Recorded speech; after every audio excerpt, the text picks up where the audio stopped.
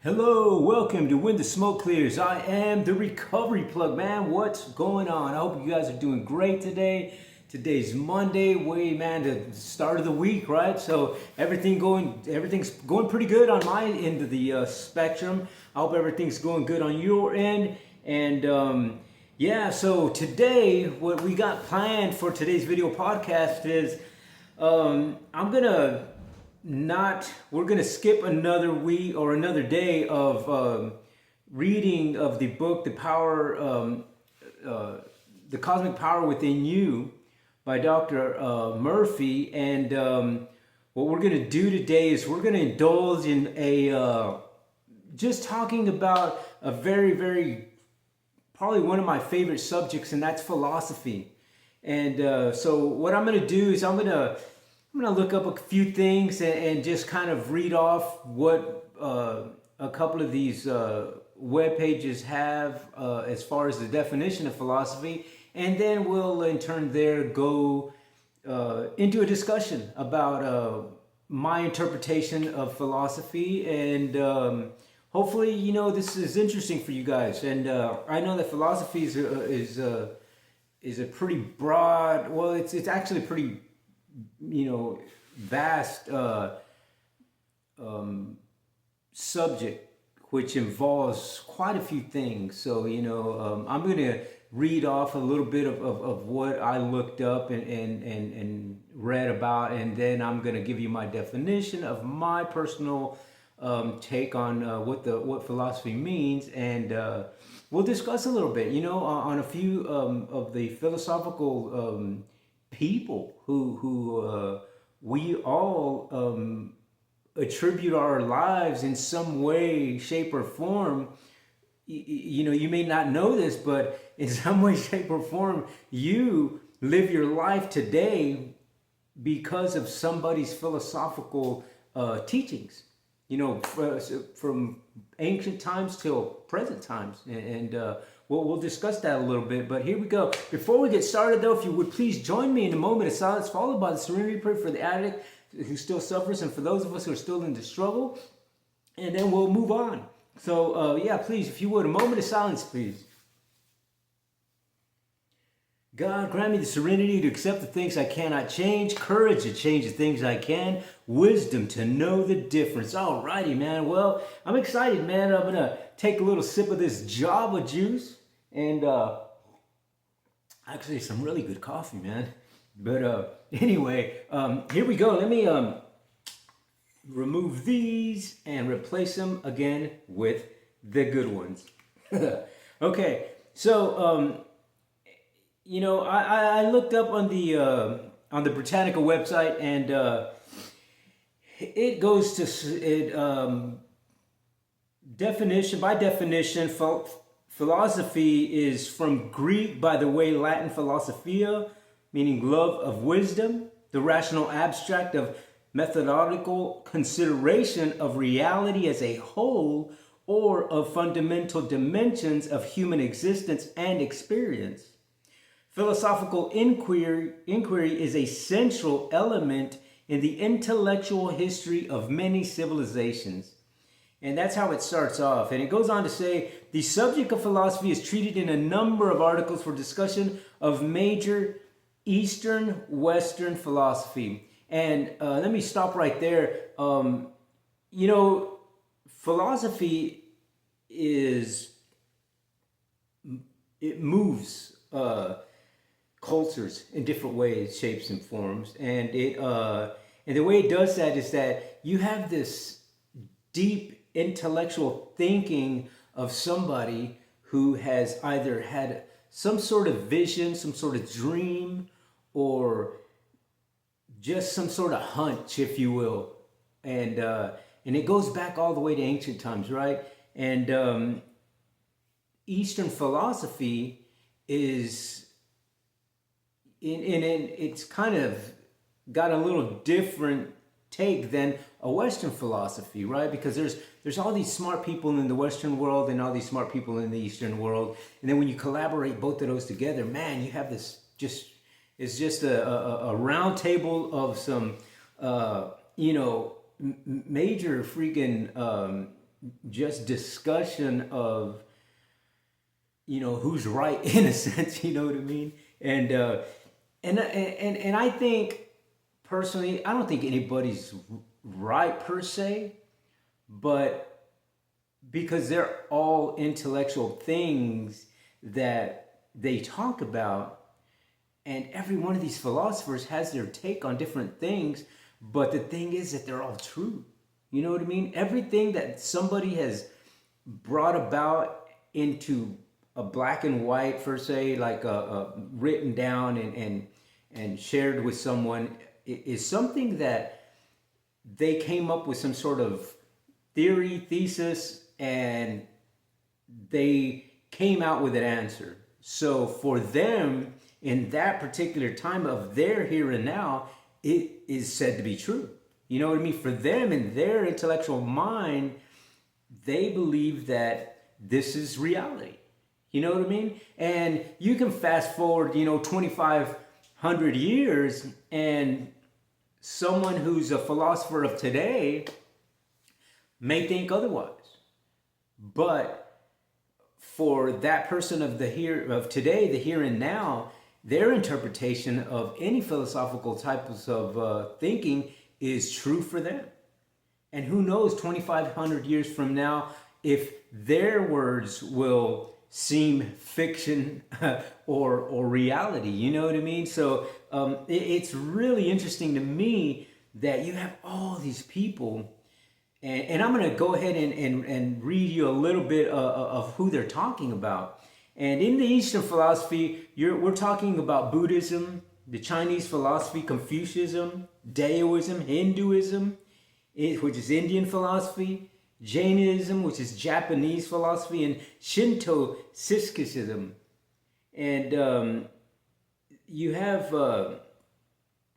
people like Daisen, Hanfiet, Fiezi, Laozi, Meniscus, Mozi, Nishirin, Nishiada, Kiyotaro, Wang, Zuni.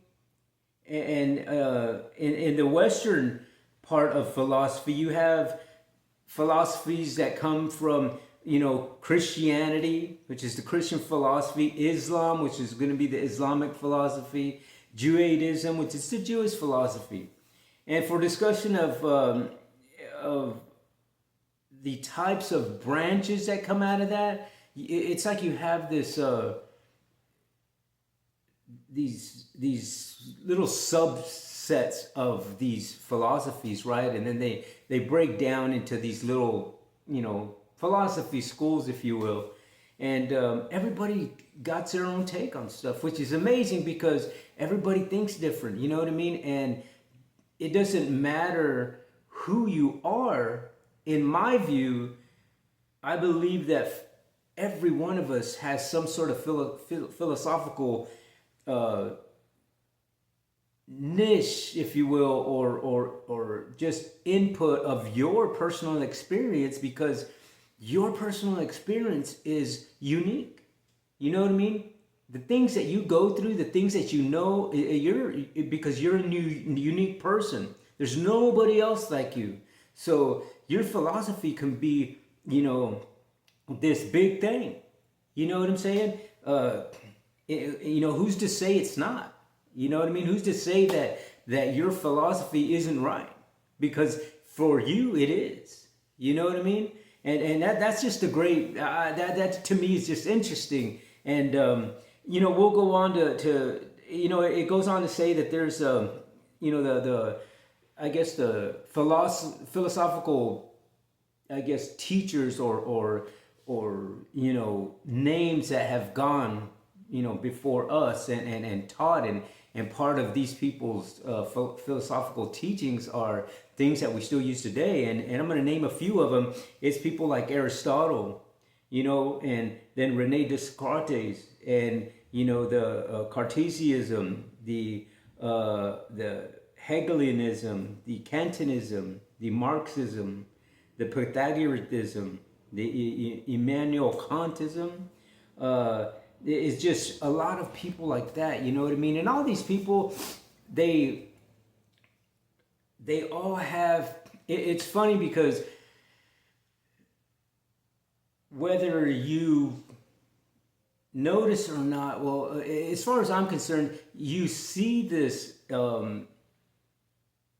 sort of mathematical theologian sense, solar, cosmic, universe, all of these things, kind of a little bit of everything in everybody's philosophies. You know what I mean? Their philosophy isn't just of one, narrowed down thing. You know what I mean? They gather their philosophical insight through a vast number of things that they see, that they learn, that they dream, that they have this hunch about, and they bring it into this thing, and they bring it into fruition in some sort of way that it is and has been shown to be a very, I guess, productive part of our humanity, of our divine essence, if you will, and that's one of the things that I really like about all of that whole subject of philosophy. You know what I mean? And it's just great. And what I'm going to do is I'm going to get this book over here, and I'm going to read you guys. And this comes from this book that a good friend of mine gave me, and I'm grateful that he gave me this book, because when there's some really good stories in this book. But what I'm going to do is I'm going to read you just one of the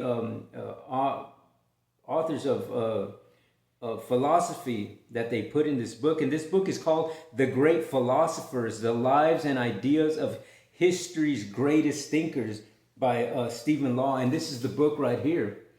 Okay, and what I'm going to do is I'm just going to open up the first person that they got in here. And the first person that they got in here is the Buddha. Go figure. That's the very first person they got in here as one of the great philosophers of our time. Well, not of our time, but I guess of ancient times. Let's just say that. And this is, I'm going to go ahead and read a little bit here of it, and it says, the Buddha is dismissive of such attempts to answer many of the great philosophical questions, such as whether the universe has always existed. He considered such questions unanswerable, preferring to focus on the practical. The Buddha is interested in acquiring the wisdom necessary to achieve concrete results, the removal of suffering. The philosophy of Buddha involves a theory about the nature of human existence and how we might achieve release from suffering. He does not recommend that we passively accept his pronouncements as a matter of faith. Rather, he encourages us actively to test them for ourselves against our own experience. The Buddha's diagnosis of the root cause of our suffering and his recommended cure are encapsulated in his Four Noble Truths. It goes on to say the Four Truths is that life is suffering. We see pain, frustration, and misery all around us. Our suffering, both physical and mental, may be punctuated by brief moments of happiness, but the suffering soon returns. Why? According to the Buddha, because we have a mistaken conception of both ourselves and the world. We think of ourselves as possessing an enduring core or essence. We also suppose that the world is comprised of enduring, substantial things, possessing essence of their own. But the truth is that the world is fundamentally one of transience and impermanence. There is no robust essential core in there ourselves or the world. Being ignorant of this, we try to cling onto things, to ideas, to external objects, and even to our own identity. We crave the attempt to maintain a grip on what we believe and will make us permanently happy. But we are inevitably frustrated. We are gasping at air, and therefore, what happiness we achieve is always short-lived. Man, that is that. For me, I believe that we tend to really, the Buddha's got a really good point. You know what I mean? Is that from a humanity standpoint, I'm going to go out here and say is that we live in a world since we're born to cling on to things. We are born into this way of affirmation, of acknowledgement. You know, a human being, since birth, you are looking for something to cling on to, something to be there, a safety net, if you will. And as a young child, that is feeling the love and the presence of your parents, right? Of your mother, first and foremost.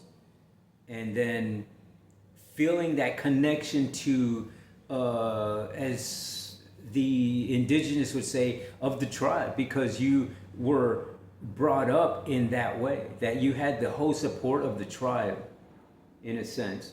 You know what I mean? And that was the way you felt connected, you felt accepted, you felt loved, you felt some sort of, you know, safety net, that if you were around this tribe of people, that you felt protected, that you felt accepted, that you felt love, you know. And then in turn there, that you also felt suffering of, you know, needing something to eat, you're suffering, needing that love. If your mom left for a little while, you felt like you're grasping for something that's not there anymore until she gets back. Now you're there. So you get automatically, as humans, we got this sense of fear. You know what I mean? There's a sense of fear, and there's a sense of clinginess, of needing that we're addicted to this materialistic or objects or whatever. You know what I mean? And also the feelings. You know what I mean? The feelings that as a kid, that you learn at a very, very early age, that you know what love is.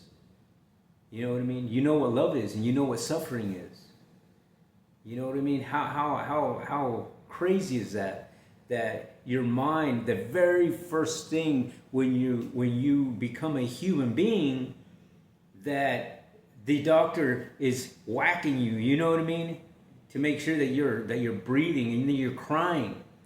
So you're away from this little bubble that you're used to, and now you feel this this sense of you're lost. Like, where's my comfort zone? And until you get laid up upon your mother's chest, that you're like, oh, now I feel really well because I remember this feeling. You know what I mean? So to me, the things that you get into when you go to this philosophy is that all human beings are taught, and you're living your life in some way, shape, or form through the mental aspect of someone else. You know what I mean? And depending on your culture, depending on your environment, and it's going to have a big part of how you become as you get older. And you know, for myself personally, the quote unquote philosophical way of living for me was learning from my parents, learning from my family, learning from my tribe. In other words, learning from my parents, my uncles, my aunts, my cousins, my friends, anything that my parents put us around in this little sense of community is what I learned. And for me, unfortunately, at a young age, I learned addiction. You know what I mean? I learned how to use alcohol and drugs as a way to cope with feelings, and it is unfortunate that a lot of people in America and all over the world, for that matter, have to deal with such things. I mean, go imagine. I live in the United States. You know what I mean? And just imagine if you live in the United States, and imagine if you lived in a world like over in Lebanon or Israel or Palestine or Ukraine, and you're dealing with this war, with that type of suffering, that type of chaos. I mean, that's scary. You know what I mean? That's scary because, I mean, as a little kid, imagine yourself there, and these things are just blowing up, and you're fleeing, and you're seeing all this suffering. But just like the Buddha said, he went out to see why is it that we suffer. Well, there's got to be a better way. And when he figured out this way of going to all these different teachers in his journey to find enlightenment, that all he saw was suffering. He saw it how it started and ended, and the periodic points of happiness here and there. And that's the way we live our life. You know what I mean? There's never going to be in my opinion, a way of this perfect world, because you're always going to strive. There's no way that you're going to get to the top of the mountain, because there's always going to be another top of the mountain. You know what I mean? Once you conquer something, you're like, okay, well, I'm here, so there's got to be something different. Let me go out and seek it again. And,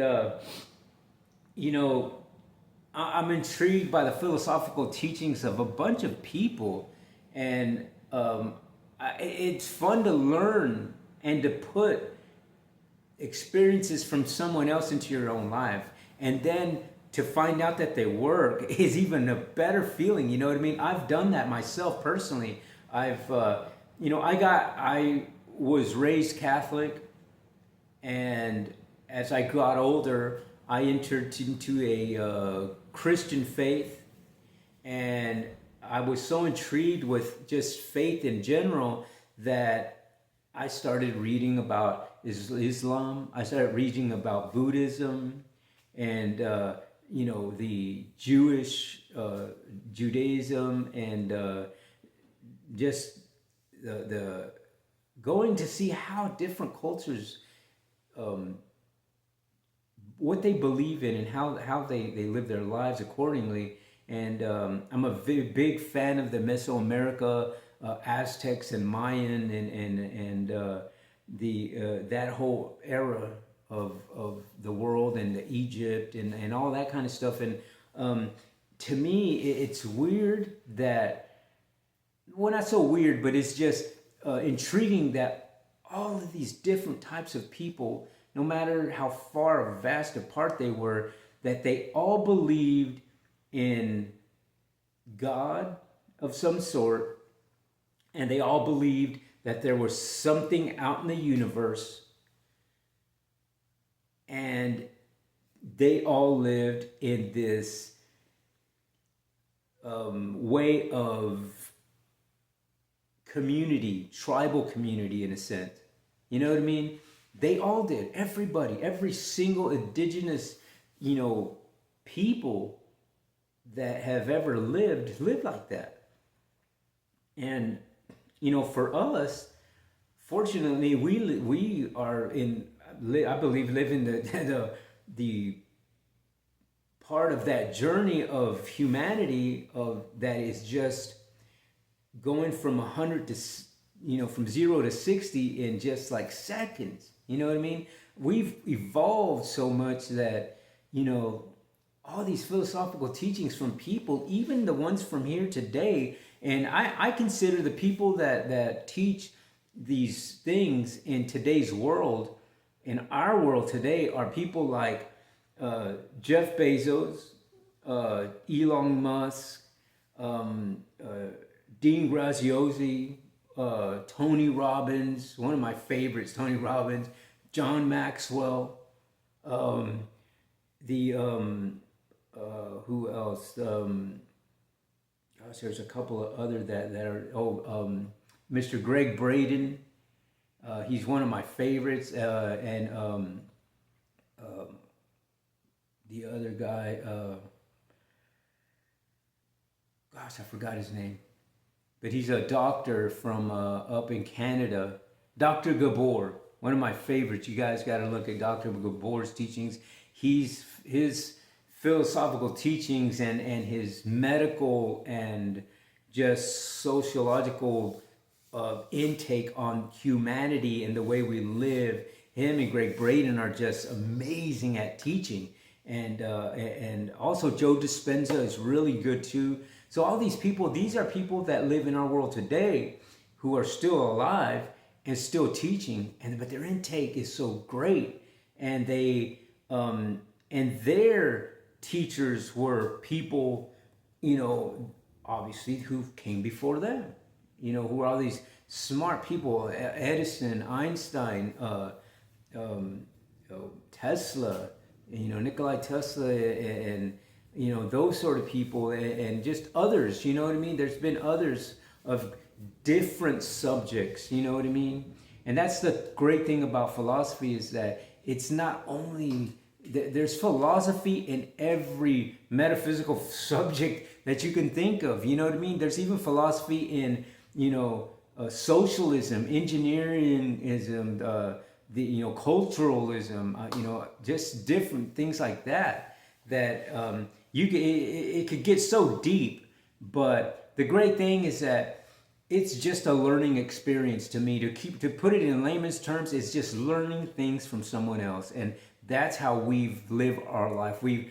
You are here today because you learned whatever it is that you know in your brain. You picked that up from someone else's mental thought process. How amazing is that? You know what I mean? This is not something that you just, I just woke up and now I know this. No, you know what you know because of somebody else.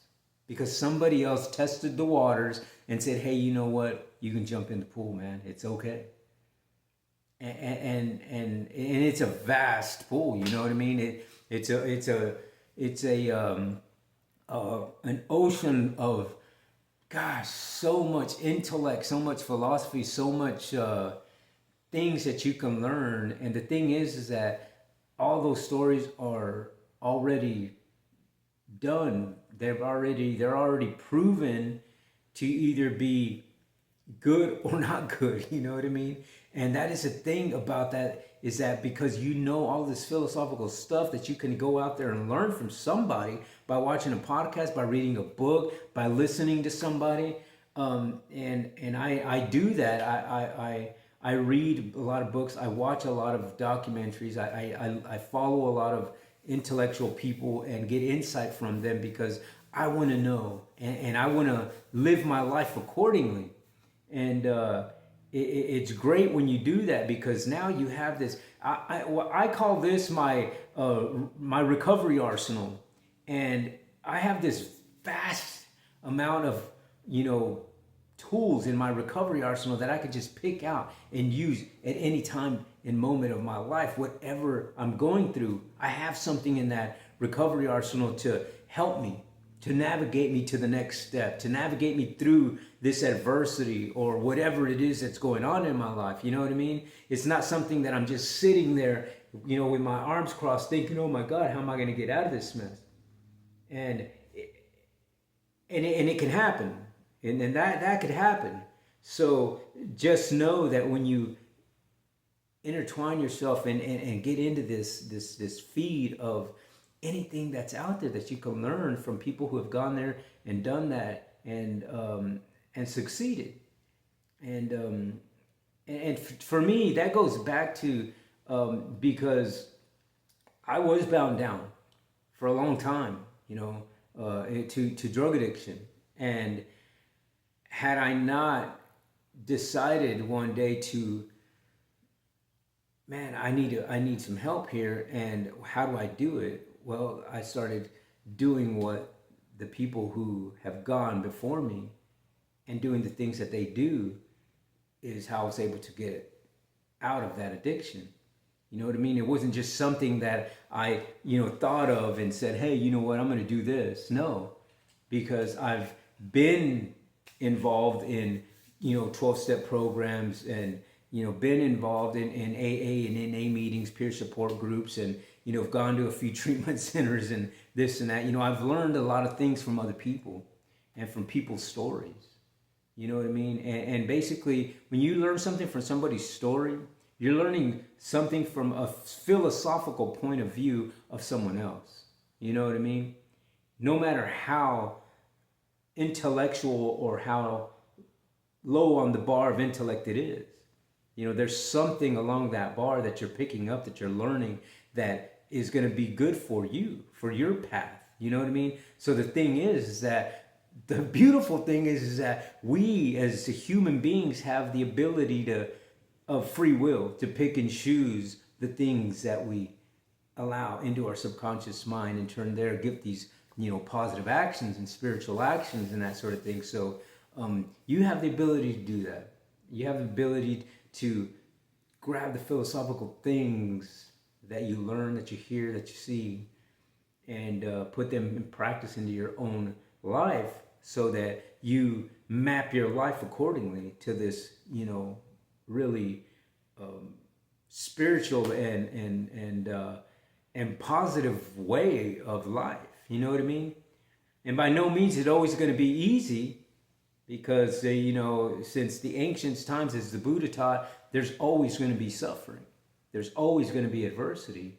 But how you adapt to that adversity and that suffering all depends on what you allow into your subconscious mind, and turn there, what kind of actions you're going to get out of that. So, yeah, very interesting subject. We could go on and on, but we don't have time. But man, you know what? That's going to be it, I guess, for today. I really appreciate you guys watching the video, and, just a subject to talk about. You know what I mean? And that's the whole point, is to share messages, man. Messages and stories that'll help somebody else, hopefully. And that's the whole purpose of doing the video podcast, is to help the person that is still suffering in some sort of adversity, some sort of thing that keeps you bound down. Doesn't matter what it is.